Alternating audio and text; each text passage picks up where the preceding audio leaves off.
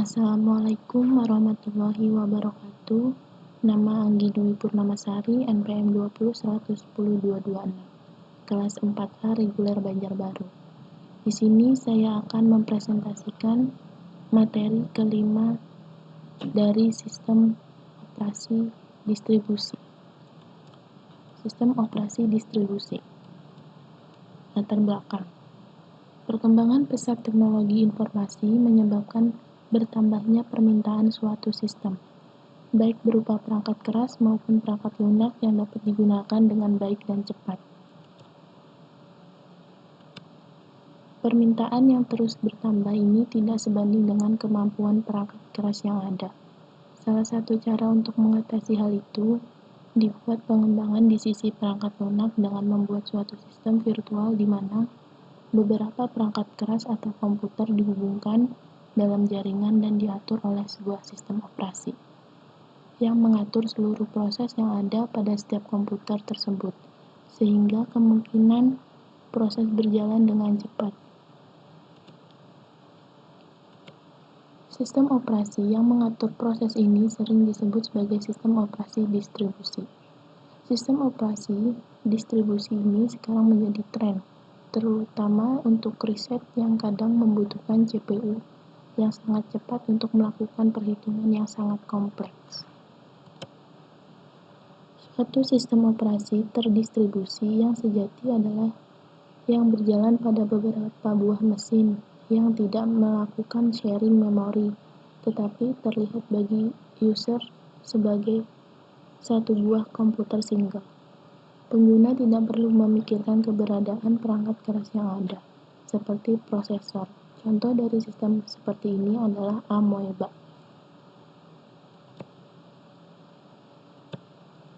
Sistem operasi terdistribusi berbeda dengan sistem operasi jaringan. Sistem operasi jaringan memiliki ciri-ciri sebagai berikut. A. Tiap komputer memiliki sistem operasi sendiri. B. Tiap PC memiliki sistem file sendiri di mana data disimpan. C. Sistem operasi tiap komputer dapat berbeda-beda atau heterogen. D. Pengguna harus memikirkan keberadaan komputer lain yang terhubung dan harus mengakses biasanya menggunakan remote login atau telnet. E. File system dapat digunakan dengan dukungan NFS.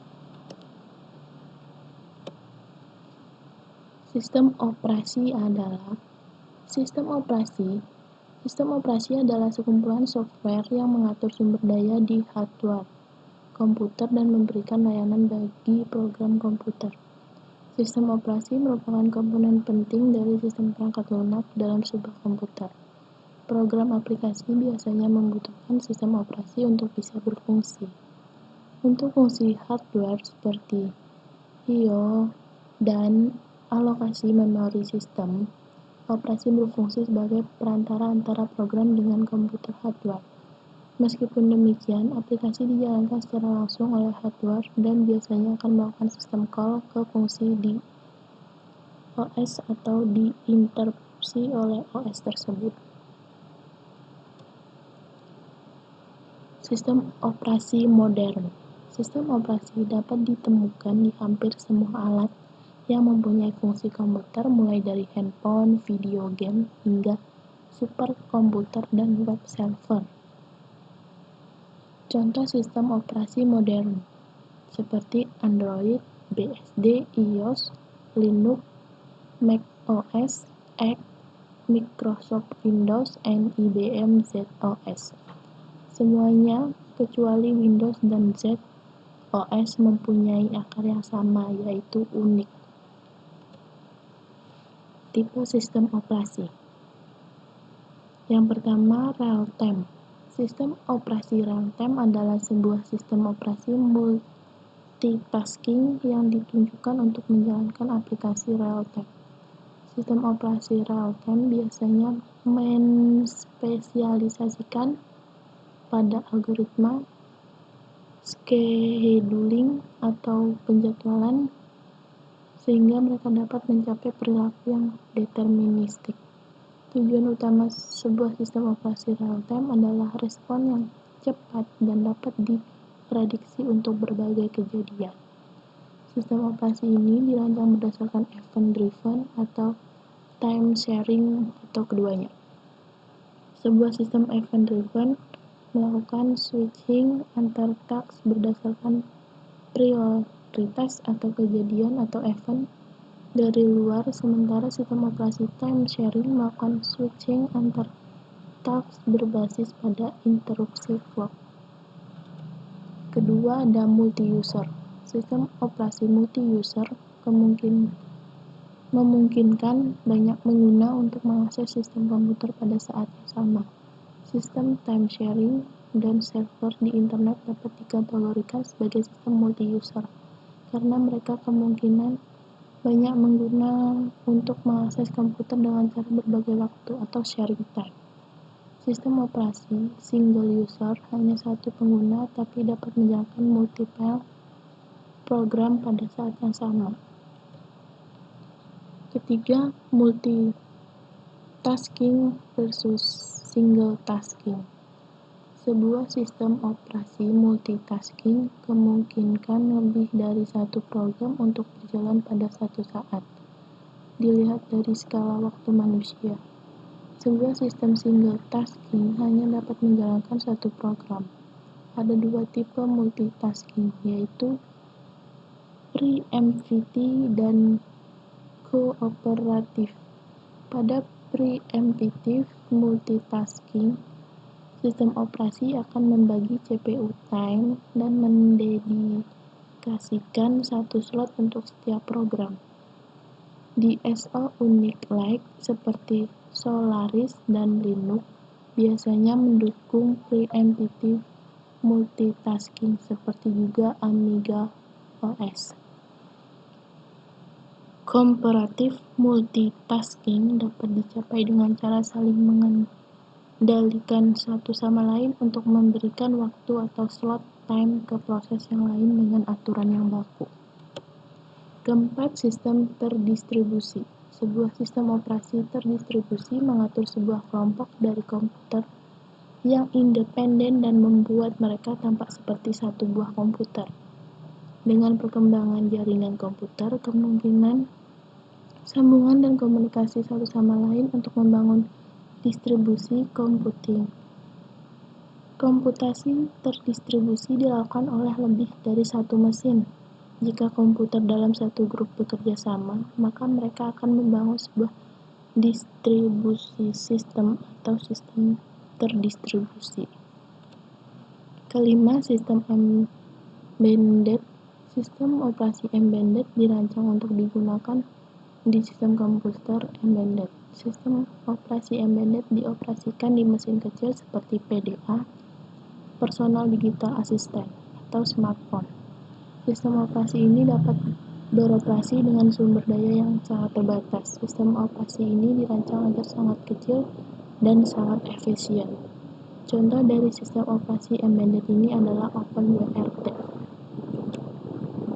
Sistem operasi terdistribusi. Sistem operasi terdistribusi adalah salah satu implementasi dari sistem terdistribusi, di mana sekumpulan komputer dan prosesor yang heterogen terhubung dalam satu jaringan.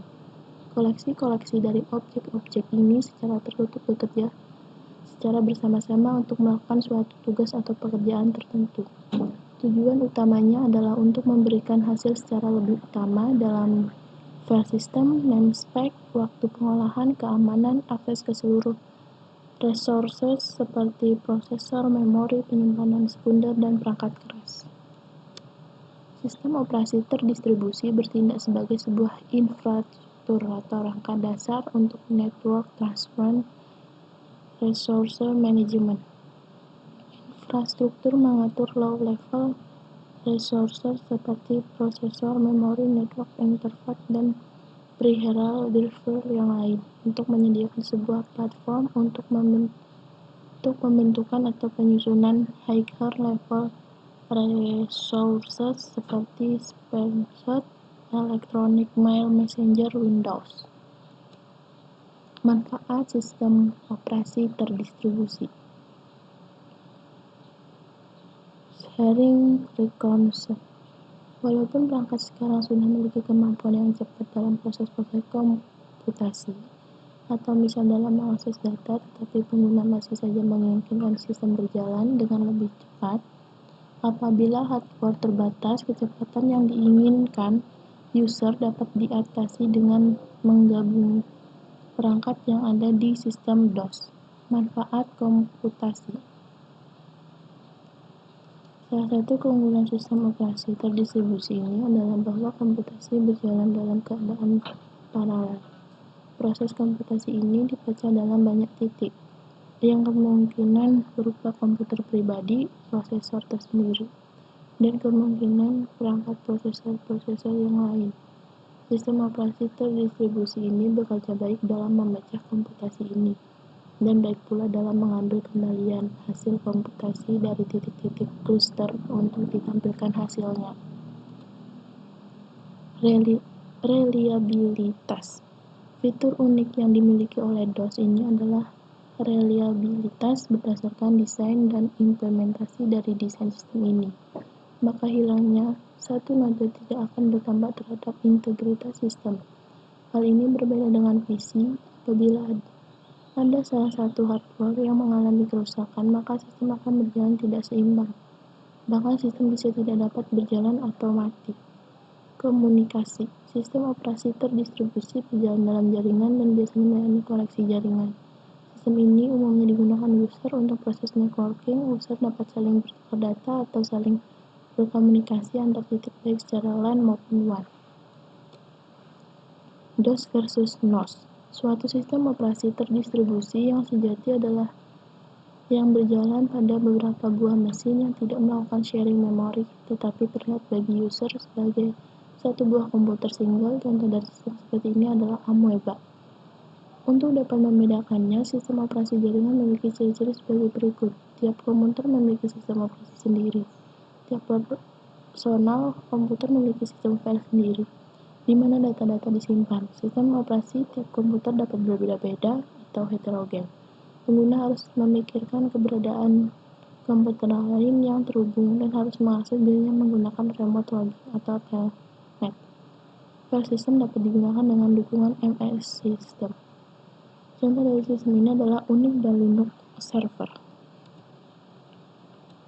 Komunikasi kelompok. Dalam sistem tersebar, komunikasi dapat melibatkan banyak proses sekaligus, tidak hanya dua. Misalnya, sekelompok file server memberikan layanan file dan menyediakan kemampuan fault tolerant.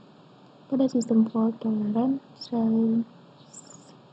klien mengirim pesan ke semua server untuk menjamin dilayani oleh satu server.